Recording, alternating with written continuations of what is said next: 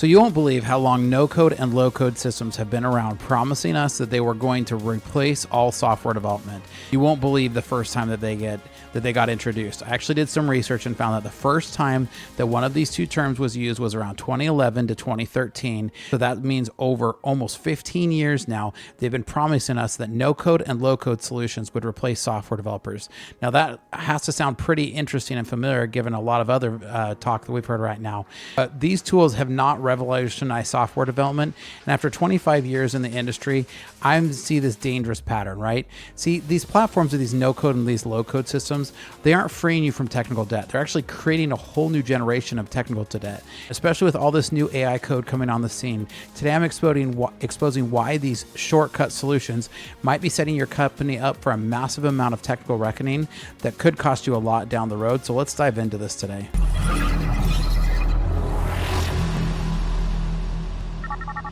Welcome back to Startup Hack. I'm Spencer Thomason. Here at Startup Hack, we love to train software developers as well as to build custom software solutions for companies. With a decade of executive leadership as a fractional CTO and 25 years in software development, I've mastered transforming tech teams and products. All right, so as I was saying, no-code and low-code platforms promise to democratize software development and let anyone build applications without having to write code. Now, this sounds incredible, but this promise is now over a decade and a half old, and yet it still hasn't happened. What I see with these systems over and over again is a massive amount of technical debt that gets piled up as somebody tries to hobble together multiple systems. Now, every no-code platform you adopt essentially puts your business operations at the mercy of a third-party vendor that you have zero control over. When these platforms change their pricing, features, or even worse, they shut down entirely, your entire business infrastructure could collapse overnight. Now, I've watched clients scramble when platforms suddenly deprecate critical features their entire operation relied on with no migration path available. Now, unlike properly engineered code that your team owns and controls, no-code solutions mean surrendering control of your technological destiny, right? So through 25 years in development, I've learned the painful lesson that relying on these external dependencies for core business functions is a massive strategic risk. The real cost of no code becomes apparent not at build time, but when you need to adapt, scale, or migrate. And that's when the most businesses have discovered that they're trapped. Now, technical debt isn't just bad code. It's the accumulation cost of choosing expedient solutions now that will require significant rework later.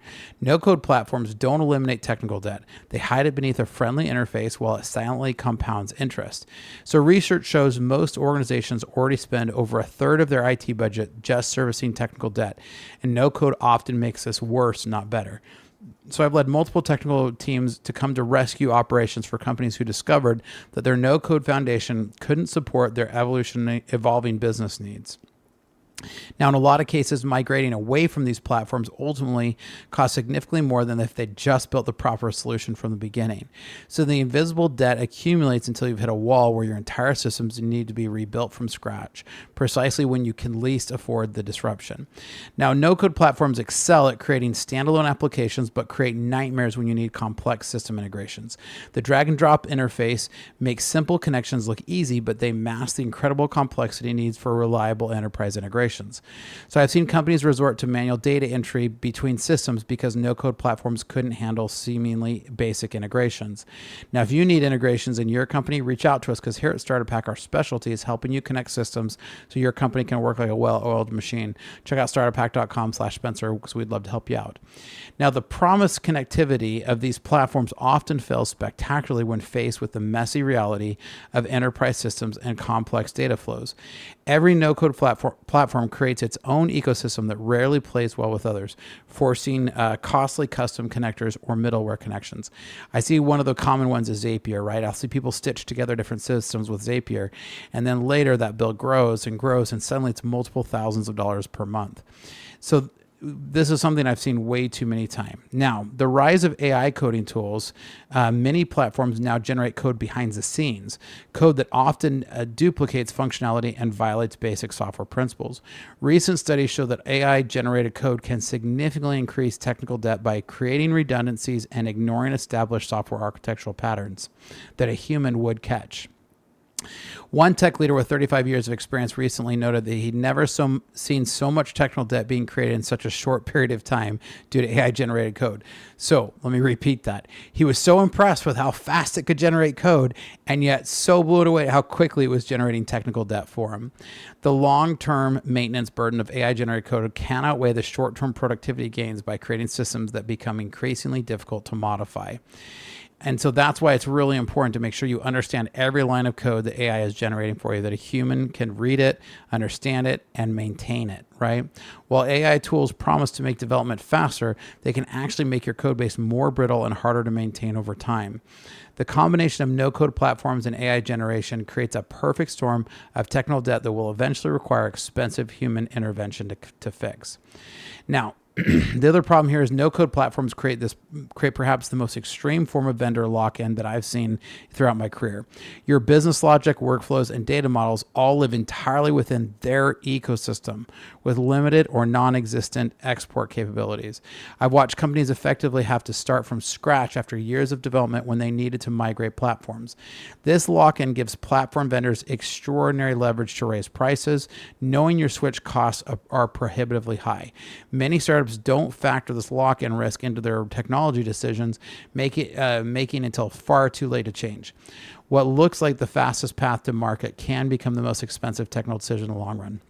Now, for me, when I first started Clean Router in 2009, my business partner and I were both software developers. And so we were able to build a lot of systems. Now, while I look back at some of these systems that we wrote in 2009 and I kind of cringe at them, at the same time, I own the data, I own the pipelines, I own the code. I've had to go into over the years and make edits to them.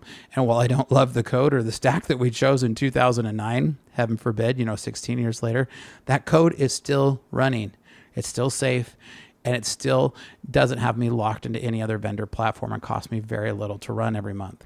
So this is an example of where I successfully deployed my own custom coding, and this became a huge benefit to my business, which is still running 16 years later. Now, no-code solutions typically perform adequately with small data sets and limited users, but collapse under serious enterprise workload or after a lot of age. I've witnessed promising startups hit devastating performance walls as soon as their customer base grew beyond initial projections.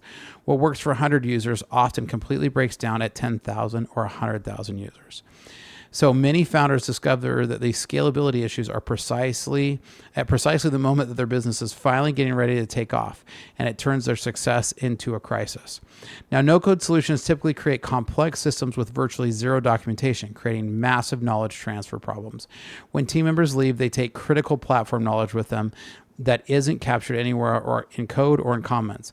So I've seen entire systems need rebuilding because nobody understood how the original creator had configured complex workflows. I know that I came in one time and I had seen this whole system built out through all these drag and drop systems in Azure. And it was all this no code, low code system instead of a developer diving in and writing a handful of queries.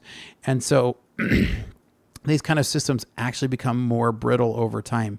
You think because there's a drag and drop GUI to it that it's going to be the case, but the real reality of the matter is sometimes the best documentation you can have is actually the code. So this documentation gap becomes especially painful during maintenance when trying to understand why something was built a certain way, whereas in code you can usually see a git commit or a history or something like that. Companies often discover they've built business critical systems that nobody fully understands how to maintain or to modify.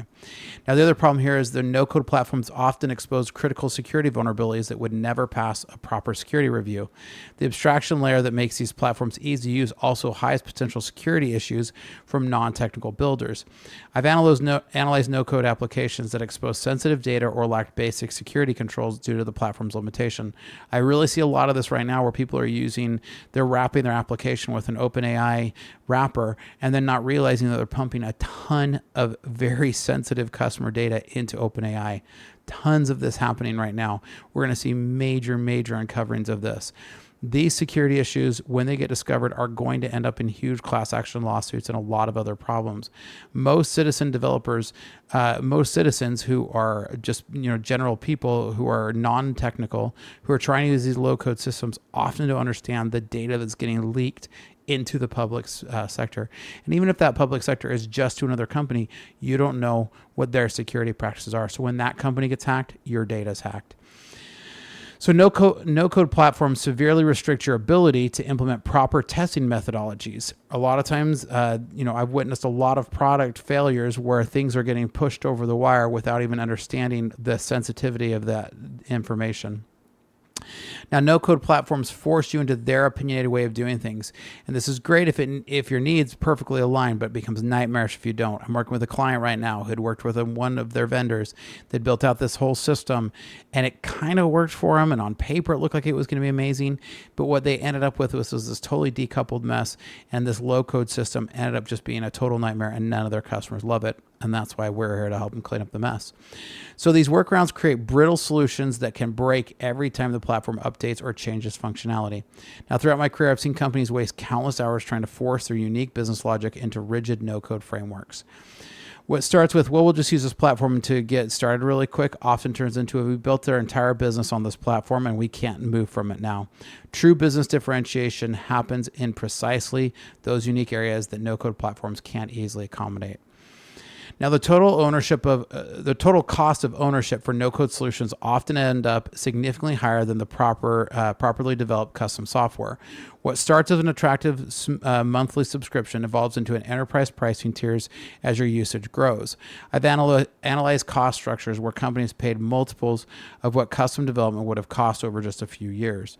When you factor in migration costs, integration workarounds, and performance impacts, the financial picture changes dramatically. Companies frequently discover that they've optimized for upfront costs while dramatically increasing their long-term technology spend, and not to mention missed revenue or other things that it's impacted them. Now, I'm not suggesting abandoning no-code entirely. These tools do work for certain use cases. You just got to make sure you're really careful with them. Prototype, internal tools, non-critical applications sometimes can benefit from some of these. But if you find yourself working out of spreadsheets, Airtables, or some of these other no-code and low-code systems and you have 100 different things plugged together with Zapier, these are some of your telltale signs that you might want to bring in some development to help you build out some custom systems. The key is understanding exactly where these tools make sense and where they create unacceptable technical risk and debt.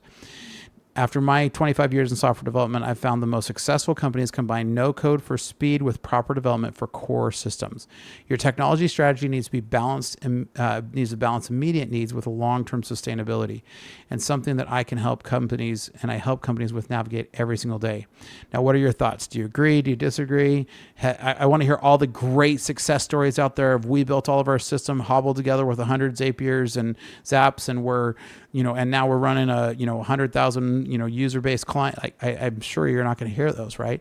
So leave your comment down below. Love to have a great discussion. I answer all the comments personally.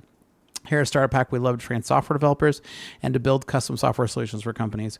We've got great information for you here that you can check out about our custom software solutions. Hi, my name is Spencer Thomason, and I'm a fractional CTO. With over a decade of executive leadership and a solid 25 years in software development, I've mastered the art of transforming technology teams and products.